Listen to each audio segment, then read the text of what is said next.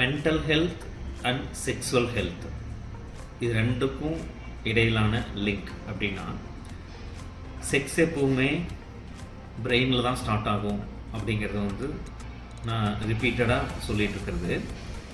ஏன் பிரெயினில் ஸ்டார்ட் ஆகுது அப்படின்னா, செக்ஸுவல் தாட்ஸ் வரும்போது சென்சரி நியூரான்ஸ் பிரெயினில் செக்ரெட் ஆகி பிளட் ஃப்ளோ இன்க்ரீஸ் ஆகிறதுனால தான் ஜெனிட்டலில் எரெக்ஷன் க்ரியேட் ஆகுது. அப்படி இருக்கும்போது மனிதனோட மனம் சம்பந்தப்பட்ட, மூளையோட சம்பந்தப்பட்ட ஒவ்வொன்றும் செக்ஸுவல் ஹெல்த்தை அஃபெக்ட் பண்ணும்.